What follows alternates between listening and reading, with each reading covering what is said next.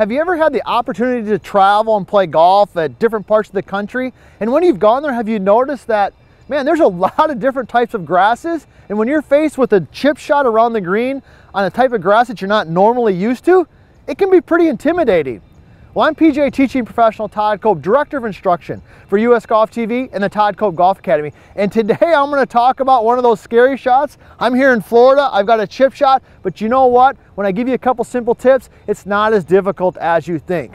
So right here is a classic example. I'm here in Florida playing some golf with my buddies, and I'm faced with a chip shot that at home would be run-of-the-mill, super easy. But this is a different type of grass than I normally grew up playing, and just looking at it, man, it can be pretty intimidating. So how do we navigate this? As a golfer, how do we really take this shot and execute it? Well, let's talk about how we can do that. I got a couple tips that can make it easier for you. Now, let me say this. I'm not an expert when it comes to all the different types of grasses. So if you're playing golf, let's say specifically in Florida on a regular basis, or you grew up with this, maybe you have an idea. Make a comment or give us a suggestion of a tip that might help you. But let me share with you how I do it. The first thing I want you to know is the shot is a lot scarier, the lie is a lot scarier than it actually is. It's just sitting down. It doesn't mean that you can't get a club through there. Visually it looks like it, but it's not as challenging. So that's the first tip. You got to get over this visual fear of like, oh my goodness sakes, the lie looks terrible. It's not as bad as it visually looks to the eye. Execution, what are we going to do? Well, here's the first thing, is we've got to have what we call some angle of attack. We've got to be hitting slightly down on the golf ball. Now, if you've watched any of my previous videos, you know this already. But the best way to create some angle of attack when you're chipping is to move the ball back in the stance. All right, just a little bit. Now, you know me on my regular chip shots. If you've watched my other videos, or if you haven't, be sure to subscribe, that I like the ball pretty center on a standard chip shot. This is not a standard chip shot, all right? So we're moving the ball back. So I move the ball back slightly in my stance. That helps me create a little steeper, what we call angle of attack. So the club comes down, catches the ball, and doesn't catch all the grass behind it. Now, on this particular shot I got right here, I need to hit it pretty high and soft. So you've got to make sure, guys and gals, that when you move the ball back in your stance to create that angle of attack, that you also move the handle slightly back.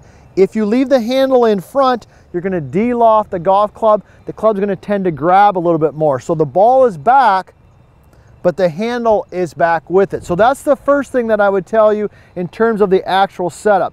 Now let me give you one motion concept. We've talked about just overcoming the fear of the look of the lie. We've talked about ball position. How about the actual shot? Well, here's one tip that will make it easier for you. When you come through, I want you to make sure that you keep some loft on the club by cupping the lead wrist. When you get some loft on the club and you keep loft on the golf club, the club will tend to go through the grass a little bit easier. When we de-loft golf clubs on chip shots, when it grabs the ground, it tends to dig and stop. So loft is your friend on any shot around the green, but specifically when you've got a bad lie. So let's recap this shot. Number one, it's not as scary as it looks, all right? It's there, but it's not as scary as it looks. Number two, move that ball back in the stance, but make sure you move the handle back a little bit, because loft is a good thing. Loft is your friend. In the actual shot itself, when you come through, feel a little bit of cup in the lead wrist. That will help you keep some loft on the golf club and make this shot pretty easier. So that's how I navigate that shot. That's how I go about it, doing it. And hopefully those tips and those suggestions help you. And I look forward to sharing more good information to help you play better golf. If the wind's calmed down a little bit, you want to do a quick couple tips? Flag just right over. Oh, let me get out. As much of the stand-up as we can get through.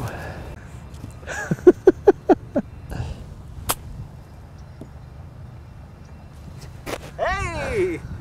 That's worth one.